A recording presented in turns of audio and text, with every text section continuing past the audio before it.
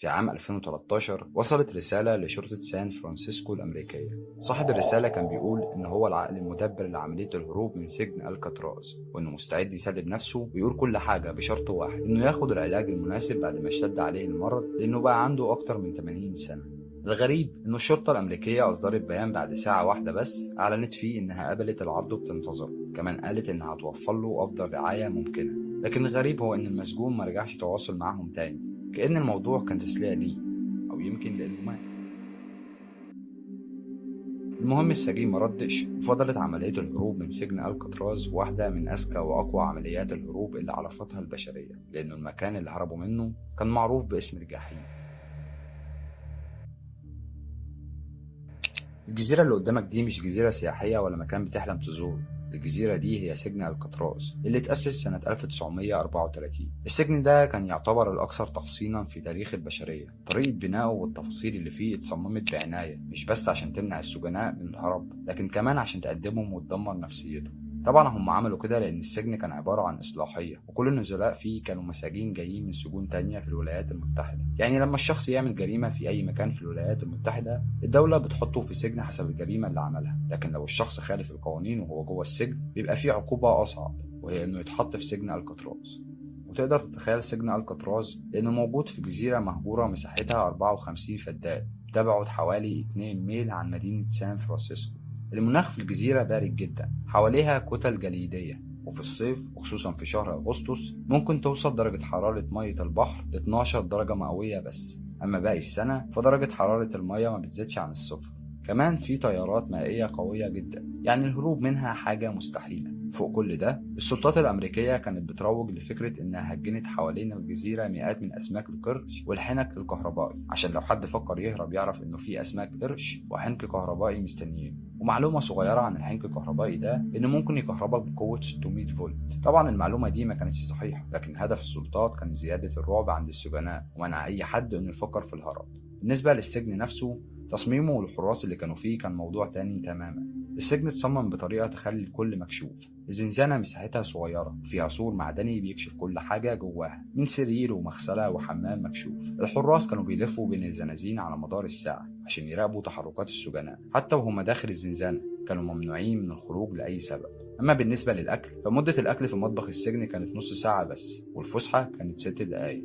الحمام كان مرة واحدة في الأسبوع، والمساجين هم اللي كانوا مسؤولين عن أعمال التنظيف والطبخ والصيانة والترميم داخل السجن. كانوا بيشتغلوا بنظام الورديات، كل واحد فيهم ليه مهمة معينة، وبيطلعوه من زنزانته وقت الشغل بس، وبمجرد ما بيخلص شغله يرجعوه على زنزانته ويقعد على سريره من غير ما يعمل أي حاجة تانية عشان ما يتعاقبش. سجن الكاتراز ما كانش عقوبة للمساجين بس، أي حارس سجن أو شرطي سيء السمعة كانوا يحطوه في سجن الكاتراز عشان يخدم فيه. عشان كده أسوأ الحراس والشرطة الأمريكية كانوا بيخدموا هناك، والعلاقة بين المساجين والحراس كانت سيئة جدا. أسوأ طرق التعذيب اللي ممكن تتخيلها كانت موجودة في السجن ده، والسلوكيات اللي كانوا بيعملوها ما كانتش طبيعية، لدرجة إن اسم السجن بقى الجحيم في نظر الكل. كان في جملة مشهورة مكتوبة في كل مكان في السجن على صخرة الكاتراز: تتحطم أحلامكم بالحرية. يعني الهروب من السجن كان حلم مستحيل. رغم كل اللي حكيت لك عنه، حصلت 14 محاولة هروب من السجن. كل المساجين اللي حاولوا يهربوا تم إعدامهم عشان يبقوا عبرة لباقي المساجين. طبعا المساجين كانوا من أخطر المساجين في العالم، يعني تخيل واحد عمل جريمة جوه السجن بسببها ينقلوه هنا، أكيد مش هيكون شخص عادي.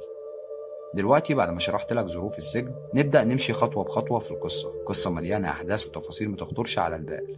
في عام 1961 كان في سجين اسمه ألين ويست، سجين عادي عمره 31 سنة. نقلوه للكاتراز بعد ما اتورط في مشاجرة مع مجموعة من المساجين في السجن اللي كان فيه قبل كده. في مصادر بتقول إنه تم نقله للكاتراز بعد محاولة هروب فاشلة من السجن اللي كان فيه. المهم أول ما دخل ألان للسجن فكرة الهروب ما كانتش بتفارق مخه. في مرة من المرات كلفوه بتنظيف سطح الزنزانات، وهو فوق السطح لما كان ماشي في المنطقة اللي فوق زنزانته لاحظ إن في نسمة هواء منعشة جاية له من السقف. رفع راسه لفوق وشاف فتحة تهوية كبيرة. المفاجأة كانت إن الفتحة كانت عريضة كان ممكن يمر منها. لما دخل جواها شاف السماء، كانت عبارة عن أنبوب بتوصل المكان اللي هو فيه بسطح السجن، وكان فيه قضبان معدنية بتغطي الفتحة. لكنهم كانوا مصديين وقدام، يعني كان سهل انه يخلعها. المشكله ان الحاجه مش بالبساطه دي، لانه كان محتاج فريق يخطط معاه ويساعده. وهنا ظهر الشخص الثاني في الخطه اللي هو فرانك موريس، عمره 33 سنه. فرانك برضه نقلوه على الكاتراز بعد ما حاول يهرب من السجن اللي كان فيه. فرانك والان كانوا جيران بينهم حيطه واحده. اول ما رجع الان من مهمه التنظيف قال لفرانك على اللي شافه وقال له ان دي هي فرصتنا للهروب. طبعا الان هو اللي اكتشف الفتحه، لكن فرانك هو العقل المدبر لكل حاجه. كان عنده معدل ذكاء 133، يعني كان عبقري بجد. ففكروا انهم لازم يعملوا فريق وينضم لهم ناس تساعدهم. بعد 5 ايام اختاروا الاخوين جون انجلين وكرالينس انجلين لانهم كانوا جيرانه وكمان في زنزانه جنبهم. في ليله الهروب بداوا يتناقشوا في تفاصيل الخطه، ومجرد ما ينتهوا من النقاش كان فرانك بينتقل لزنزانة الأخوين ويديهم التعليمات، وطلب منهم ألان إنه في المرة الجاية اللي هيطلع فيها على سطح الزنزانات يعمل مسح كامل للمكان. وفعلا لما طلعوا لتنظيف السطح اكتشفوا ممر طويل ورا الزنازير، وكان عرض الممر متر تقريبا، وكان فيه أنابيب صرف صحي. الممر كان مهجور ومحدش بيمر منه، فإذا قدروا يوصلوا له هيكون سهل عليهم يطلعوا لسطح الزنزانة. وبعدين اكتشفوا كمان إن كل زنزانة فيها شباك صغير تحت المغسلة. الشباك كان صغير جدا ومتغطي بقطعة حديد، لكن فرانك كان عنده الحل. لاحظ إن حيطان السجن قديمة وضعيفة بسبب الرطوبة، فطلب منهم يهربوا معالق من المطبخ عشان يستخدموها في الحفر. على مدار شهر كل واحد فيهم قدر يهرب معلقتين، واحدة للحفر وواحدة احتياطي. بدأوا يوسعوا الفتحة واستخدموا الشوك عشان يساعدوهم في التوسيع بشكل أسرع. خلال عملية الحفر واجهتهم مشكلتين، الأولى إزاي يتخلصوا من الأسمنت والطوب، والتانية إزاي يغطوا الفتحة قبل ما تبين آثار الحفر. كانوا بيحفروا كل يوم في وقت محدد عشان يقدروا يستغلوا وقت الحفلة اللي بيغنوا فيها. لما كانت الحفلة بتبدأ كانوا هما بيبدأوا حفر وصوت الغنى يغطي على صوت الحفر، وكانت خطتهم إنهم يستخدموا مراية صغيرة عشان يكشفوا الطريق، عشان لو في حارس جاي يغطوا الفتحة.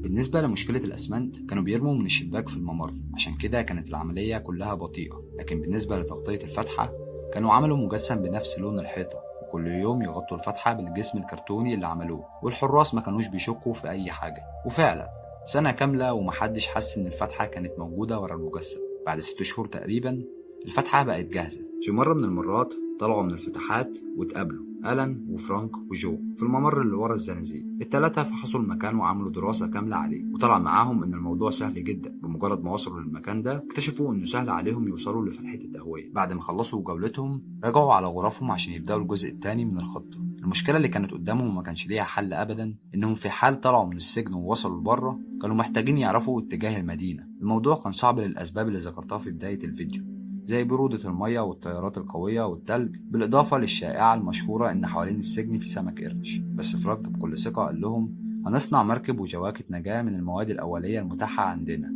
الفكرة حلوة، لكن السؤال هو إزاي وليه كل الثقة دي؟ فرانك كان قرأ مقالات كتير في المجالات اللي كانت موجودة في السجن. المجالات دي كانت تستخدم لتغليف السندوتشات أو لأي حاجة تانية، بس فرانك كان قرأها. في مرة قرأ مقال عن كيفية تصنيع قارب وسترة نجاة من المواد المتاحة في البيت، واحتفظ بالفكرة دي في دماغه. المشكلة كانت إنه ما كانش متذكر كل التفاصيل، فطلب من ألان والأخوين أنجلين يوقفوا الخطة فترة بسيطة عشان يلاقوا طريقة مناسبة.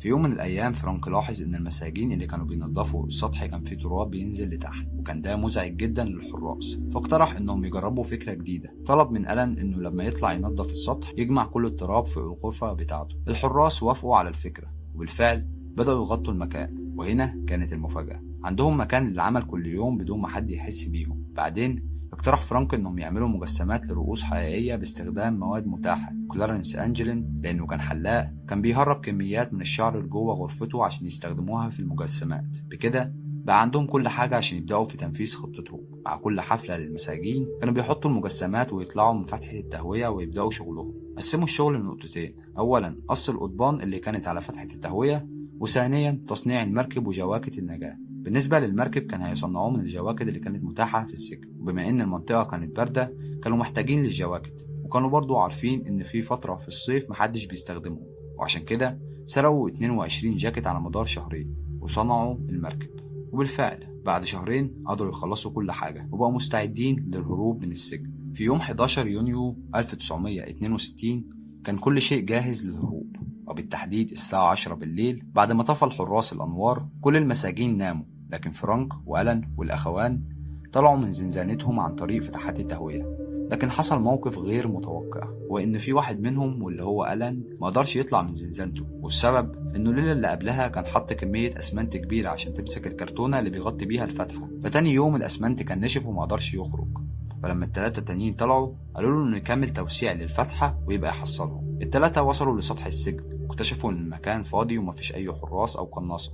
بعد كده راحوا لسور السجن وقطعوه ونجحوا في الخروج، واكتشفوا ان كل اللي كانوا الحكومة الامريكية بتقوله عن السجن كان بس لمجرد انهم يخوفوهم عشان ما يحاولوش انهم يهربوا. وصلوا للشاطئ وصنعوا المركب من سترات النجاة، وكان عندهم منفاخ كانوا صنعوه من آلة أكورديون، وضخوا الهواء في المركب. استنوا شوية عشان زميلهم الرابع يجي، لكن لما فقدوا الأمل قرروا يمشوا.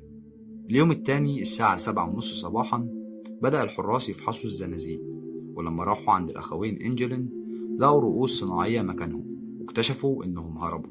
بعد كده عملت إدارة السجن بيان قالت فيه إن التلاتة ماتوا في البحر، لكن الحقيقة هي إنهم نجحوا في الهروب ولقوا سترات النجاة على الشاطئ، لكن السلطات كانت عايزة تغطي الفضيحة اللي حصلت. الموضوع فضل سري لسنين، ولما اتعمل فيلم عن الهروب بعد سنة واحدة أغلب تفاصيله كانت دقيقة رغم إن المعلومات كانت مش متاحة بشكل رسمي. السجن اتقفل بعد القصة وبقى معلم سياحي. وفي سنة 1975 الأخوان إنجلين بعتوا صورة للشرطة عشان يثبتوا إنهم لسه عايشين. في 2013 فرانك موريس بعت رسالة للشرطة يقول لهم إنه جاهز يسلم نفسه لكنه اختفى تاني. الغريب في الموضوع إن كل المجسمات والأدوات اللي استخدموها بقت موجودة في المعلم السياحي اللي هو كان السجن زمان، وآلاف السياح من كل العالم بييجوا يتفرجوا عليها، وأصبحت كقطع أثرية.